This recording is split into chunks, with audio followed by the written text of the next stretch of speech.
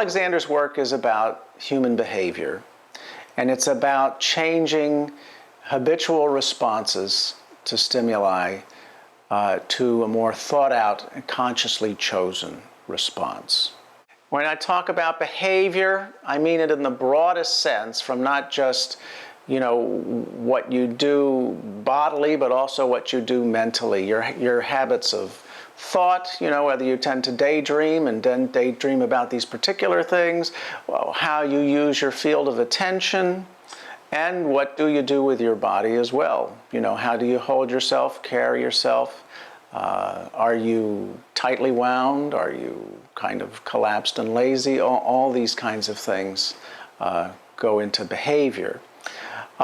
So when people think about the Alexander technique, they often associate it with posture. But ultimately, the Alexander technique, well, it's not about sort of adopting a good posture to solve all your problems. It's not that sort of thing. It's about altering your behavior, altering your responses to all the myriad of stimuli that you come in contact with throughout the day, because those responses shape you. Over time, gradually, they shape you and have this strong influence on your posture. And if you can begin to change your reactions to the different stimuli in such a way where you're not reacting in ways that pull you down and twist you this way and that way, then you begin to influence your posture indirectly by directly affecting the way you respond to the different things in your day. So what this long underwear is going to represent is your entire musculature suit, okay? Because the muscles don't operate in isolation from one another. Whatever's going on in one set of muscles is going to influence things all the way down the row. So this is what somebody would look like if they had no misuse, if they were perfectly coordinated, like one of those young infants, okay?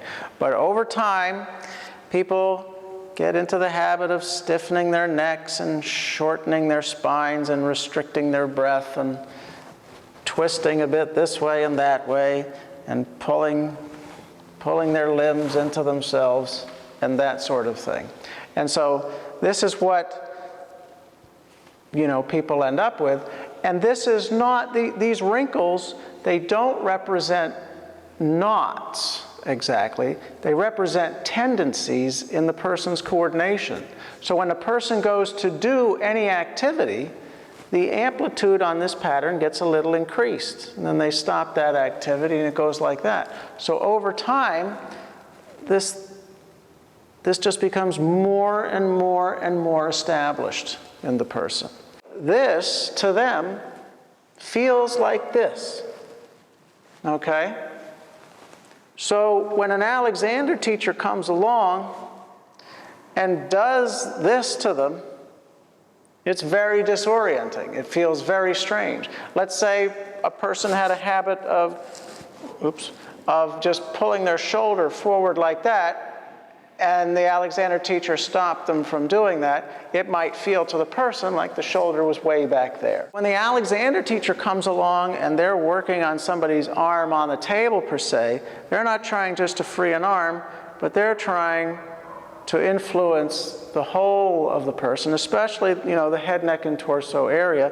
And the person, as I'm guiding them with my words to use their mind to help work in these other parts, they're working in conjunction with me. A person gets like this and they're unaware that they're like this, what tends to happen is some kind of pain will manifest in some place here.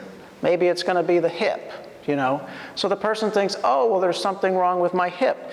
And they focus all their attention on the hip. But they have this whole pattern that this hip business is part of. And the whole pattern is reinforcing the old hip pattern too. And so they're working like crazy in this one area, but this is all working against them. But when they can begin to think of the whole and begin to undo things like that, that really tends to undermine, the habit pattern at a more fundamental level.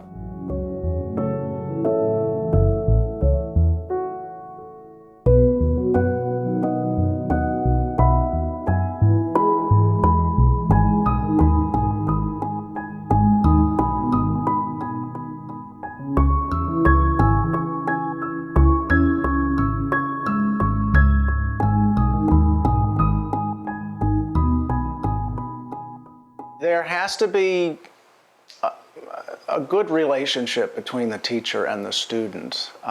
When you're shopping for an Alexander teacher, I think it's very important how you connect with that teacher. It's probably more, you could take somebody who has 40 years of experience and is considered a phenomenal teacher that you don't connect with versus someone with 5 years experience that you do connect with. That connection is very important, and the fact that, you can trust this person. The teacher is going to help you, find your way through the dark, really, because as you'll find, your sense of feeling, this thing that we all rely on to kind of help ourselves do the right thing, it turns out that once we've gone wrong and developed poor habits of using ourselves, that sense of feeling is no longer really a reliable guide to get us out of the mess. Alexander likened it to a faultily calibrated compass.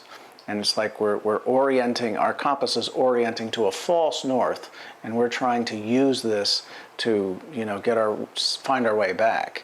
And so the teacher is there as an aid to do that until the student learns how to work around that problem.